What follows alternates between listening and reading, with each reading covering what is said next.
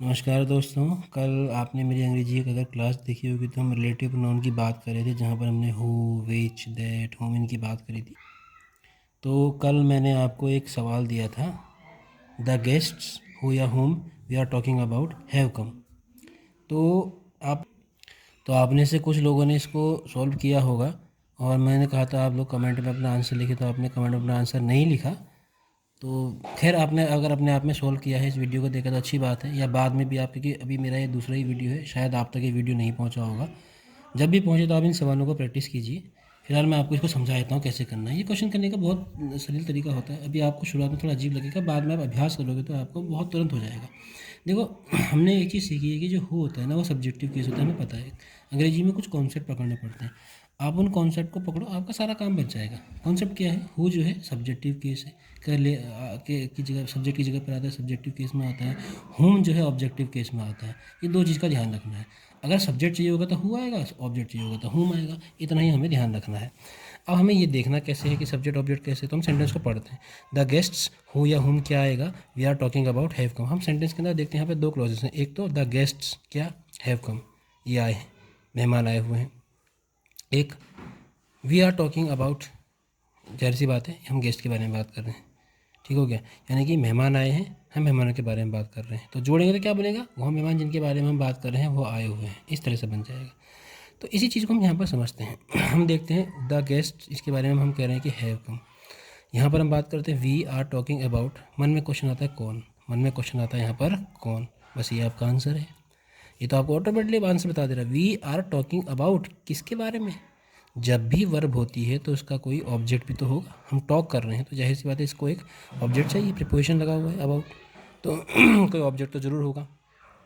तो we are talking about किसके बारे में? होम, ये हमारा आंसर है। अब ये यहाँ नहीं आ सकता ना, क्योंकि ये हमारे रिलेटिव प्रोनाउन है जो कि क्लॉजेस के बीच में आता है यहाँ पे, तो ये यहाँ पर आ जाएगा, यानी कि अपने एंटीसीडेंट के बाद आएगा। एंटीसीडेंट है कि इसके बारे में बात करते हैं, हम गेस्ट के बारे में बात कर रहे हैं, गेस्ट के लिए जो रिलेटिव प्रोनाउन आएगा जो उसका रिलेट करेगा वो यहाँ पर आ जाएगा। तो इसलिए हमारा होम यहाँ पर आता है। इसको करने का एक और तरीका है जिसमें हम थोड़ा सा मैथमेटिकली सब्जेक्ट वर्ब को देख लेते हैं। हमें देखना है कि सब्जेक्ट है वर्ब बराबर है कि नहीं है। तो हम वर्ब को यहाँ पर चेक करते हैं, देखते हैं। एक हमारे पास वर्ब है हैव कम, कौन आया भाई? इसका सब्जेक्ट कौन है? एस, मैंने सब्जेक्ट वन वर्ब वन लिखा हुआ है, तो कौन आया भाई? द गेस्ट आए, बात खत्म हो गई। दूसरी हमारी वर्ब है आर टॉकिंग, किसके बात कर रहे हैं, कौन बात कर रहा है? तो इस वर्ब का सब्जेक्ट है वी हम बात करें, वी आर टॉकिंग, यानी कि हर वर्ब का एक सब्जेक्ट तो होगा ही होगा। तो इस वर्ब का सब्जेक्ट ये हो गया, इस वर्ब का सब्जेक्ट ये हो गया। अब हमारे पास सेंटेंस में कोई वर्ब है ही नहीं। अगर वर्ब नहीं है तो फिर सब्जेक्ट की ज़रूरत क्या है? तो इसका मतलब हमारा सब्जेक्टिव केस या नॉमिनेटिव केस का हो तो यहाँ पर आने से रहा, ये नहीं आएगा। यानी कि कौन आएगा? होम। तो सब्जेक्ट और वर्ब को काउंट करिए। हर वर्ब के लिए सब्जेक्ट होनी चाहिए। अगर हर वर्ब के पास अपनी सब्जेक्ट है तो और कोई वर्ब खाली नहीं है तो बात खत्म, फिर तो होम आएगा। अगर कोई वर्ब खाली होती तो फिर हम उसको एक सब्जेक्ट देना पड़ता, और उसके लिए हम हु लगाते, हु लगा के काम चलाते। समझ में आ गया? अगर नहीं समझ में आएगा तो कमेंट करिएगा। दूसरा एग्जाम्पल देखते हैं। द पर्सन हु या whom we thought was guilty prove to be innocent. इसको अगर हम पढ़ेंगे तो यहाँ पर पढ़ते समय जो हम अंदाज़ा लगाते हैं ना अंग्रेजी में कि कौन फिट बेटर, तो इसमें the person whom we thought, ये होम ज़्यादा अच्छा लगता है हु की जगह। तो होम पे हम जा सकते हैं। और ऐसे कई क्वेश्चन बनते हैं। आप अगर मेरे साथ जुड़ते हैं, आप चाहते हैं मैं वीडियो बनाऊँ, तो ऐसे कई क्वेश्चन लाऊंगा जहाँ पर कन्फ्यूजन होता है, और एग्जाम में वही पूछा जाता है जहाँ पर आदमी कन्फ्यूज़ होता है, कॉन्सेप्ट उससे क्लियर नहीं होते। तो अब इसको हम सिंपल तरह से सब्जेक्ट वर्ब काउंट करके देख लेते हैं। इतना लंबा चौड़ा सेंटेंस है, कहाँ इसके क्लॉजेस को तोड़ने में लगे, तो सीधे सब्जेक्ट वर्ब देखते हैं, हर वर्ब को देख लेते हैं। देखिए, थॉट वॉज गिल्टी, किसने सोचा? Who thought? We thought. इसको इसका सब्जेक्ट मिल गया वी थॉट, बात खत्म। वर्ब वन, इसका सब्जेक्ट वन, खत्म। ठीक। अब देखते हैं द पर्सन वॉज गिल्टी या the person prove to be innocent.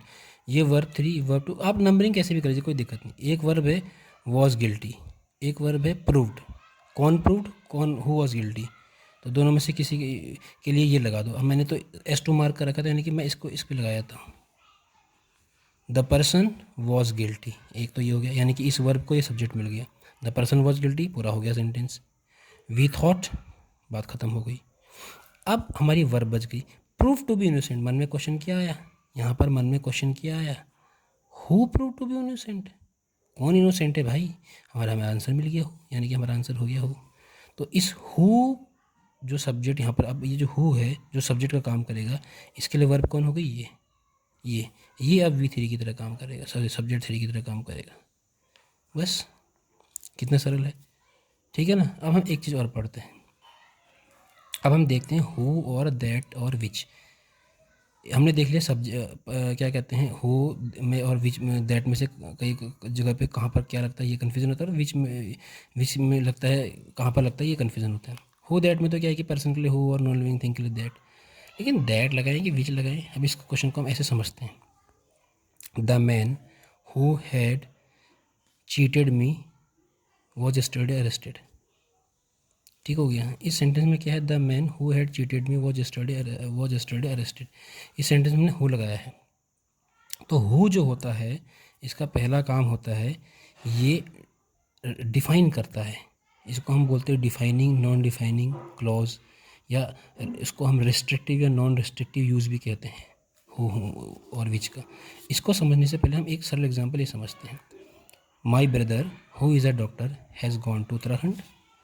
My brother comma who is a doctor has gone to Uttarakhand. आप कई बार जब लिखते हैं तो पंक्चुएशन की एरर बहुत आसानी से कर लेते हैं, कोई फ़र्क नहीं पड़ता, लोग आजकल ध्यान ही नहीं देते, लेकिन ये एरर, ये कॉमा जो है ब्लंडर कर सकता है, महा भूल कर सकता है, अर्थ का अनर्थ कर सकता है। कैसे समझते हैं, my brother who is a doctor, कोई कॉमा नहीं, कोई स्टॉप नहीं, कुछ नहीं, लगातार है, माई brother who is a doctor. यहाँ पर हु का जो इस्तेमाल है वो डिफाइनिंग है, यहाँ पर हु का जो इस्तेमाल है वो डिफाइनिंग है, डिफाइन कर रहा है, ये डिफाइनिंग क्लॉज हो गया। माई ब्रदर, कौन सा brother, who is a doctor, अब ये निश्चित हो गया, डिफाइन हो गया, रेस्ट्रिक्ट हो गया, सीमित हो गया। मेरा भाई जो कि डॉक्टर है हैज़ गॉन टू उत्तराखंड, यानी कि मेरे एक से ज़्यादा भाई हैं, उसमें से डिफाइन हो गया कौन सा वाला भाई, सीमित हो गया कौन सा वाला भाई, जो डॉक्टर है वही उत्तराखंड गया है। मेरे यहाँ पर इस सेंटेंस में एक से ज़्यादा भाई हैं, ये इस हु से रेस्ट्रिक्ट हो गया बिना कॉमा के, क्योंकि ये बिना कॉमा के है, रेस्ट्रिक्ट हो रहा है, डिफाइन हो रहा है। मेरा भाई जो कि डॉक्टर है, वो वाला भाई जो डॉक्टर है वो उत्तराखंड गया हुआ है। कैसे मालूम चला, कॉमा नहीं लगाया है, इसका मतलब डिफाइनिंग क्लॉज है, निश्चित कर रहा है। अभी हम इसको दूसरे एग्जांपल देखते हैं, same sentence, my brother comma, बात रुक, यहाँ पर अल्प विराम, रुके, मेरा भाई, मेरा एक भाई है।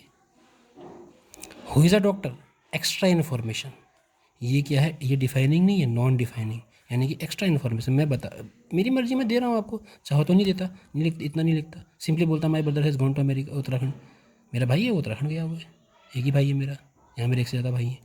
तो मैंने यहाँ पर एक्स्ट्रा इन्फॉर्मेशन दे दी, मेरा भाई जो कि एक डॉक्टर है उत्तराखंड गया हुआ है। समझ में आ गया। तो ये कौन रोल प्ले करता है, ये कॉमा, नॉन डिफाइनिंग क्लॉज में कॉमा लगता है और डिफाइनिंग क्लॉज में कॉमा नहीं लगता, वेरी इंपॉर्टेंट, अंग्रेजी में आपकी बहुत मदद करेगा। समझ में आया, नहीं आया तो फिर एक बार मुझसे कमेंट में आप पूछ लीजिएगा, मैं फिर से समझा दूंगा। एक एग्जांपल देखते हैं समझने के लिए। एक बहुत इंपॉर्टेंट रूल है, आपको ये कोई नहीं बताएगा और बहुत इंपॉर्टेंट होता है। I went to Ravi's house who is my student.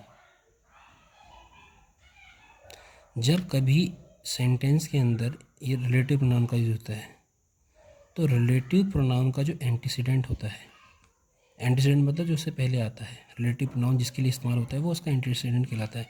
Relative pronoun who किसके लिए इस्तेमाल हुआ है, रवि के लिए, तो रवि उसका यानी कि पूरा, मतलब ये पूरा रवि का घर, यानी कि रवीज़ हाउस, ये हु का इस्तेमाल रवीज़ हाउस के लिए हुआ है, सॉरी रवि के लिए हुआ है। तो रवि जो है यहाँ पर एंटीसीडेंट है हु का इस्तेमाल रवि के लिए हुआ है, तो रवि जो है हु का एंटीसीडेंट है। अब रूल क्या है, समझना क्या है, रिलेटिव प्रोनाउन से पहले उसका एंटीसीडेंट कभी भी एपोस्ट्रोफी एस के इस्तेमाल के साथ पॉजेसिव केस यानी कि में नहीं आता है। हो से पहले उसका एंटीसीडेंट कभी भी पॉजेसिव केस में नहीं लिखा जाता। तो इसको कैसे लिखेंगे, I went to the house of Ravi, I went to the house of Ravi, comma who is my student. Antecedent who relative pronoun ठीक अपने एंटीसीडेंट से पहले लगता है, तो लग गया, एंटीसीडेंट कौन है, रवि, रवि ही तो मेरा स्टूडेंट है, रवि ही तो मेरा स्टूडेंट है। अब ये सेंटेंस ऐसे लिखा जाएगा, हमेशा याद रखना, वेरी इंपॉर्टेंट। रिलेटिव प्रोनाउन से पहले जो उसका एंटीसीडेंट आता है उसको कभी एपिस्ट्रोफी लगा के पॉजेसिव नहीं बनाते हैं। हमने यहाँ पर पॉजेसिव बना दिया ऐसे। उसको पॉजेसिव कैसे बनाते हैं? ऑफ लगा के, कि book of Ravi, Ravi is book, हम आपसे बोलते हैं ना, तो ये है। तो ये छोटा सा मेरा आज मैं छोटा सा वीडियो बना रहा हूँ। अभी रिलेटिव प्रोनाउन के अंदर बहुत सारी चीज़ें हैं, प्रोनाउन के अंदर बहुत सारी चीज़ें हैं। तो अंग्रेजी ग्रामर में काफ़ी इंपॉर्टेंट चीज़ें हैं जिनको मैं आपको छोटे छोटे टॉपिक के रूप में बता दूंगा। आपको कोई टॉपिक समझना है, वोकेबलरी समझनी, कैसे पढ़े, क्या पढ़े, अंग्रेजी को किस अप्रोच से पढ़े, आप मुझे कमेंट करके बता सकते हैं। और आप जितना देखिए, ये वीडियो जितना ज़्यादा साझा करेंगे, लोगों तक पहुँचाएंगे, ज़रूरतमंद को बताएंगे, तो उतना मुझे आसानी होगी आपको बताने के लिए। अच्छा रिस्पॉन्स आएगा तो फिर मैं आपको और चीज़ें बताऊंगा। अंग्रेजी के अंदर बहुत सारी चीज़ें हैं, बहुत ऐसे छुपी हुई चीज़ें हैं जो आपको कोई किताब में नहीं मिलेंगी आसानी से। मैंने खुद कम से कम 50 से ऊपर किताबें पढ़ी अंग्रेजी की, एक से एक बड़े बड़े लेखकों की। खुद इसमें डूब डूब कर ब्रिटिश काउंसिल से तक का संपर्क कर करके चीज़ें पता करी हैं, तो मैं आपको चीज़ें बता सकता हूँ। और अगर आपको कोई टॉपिक पूछना हो तो आप मुझे कमेंट करके बताइएगा। धन्यवाद।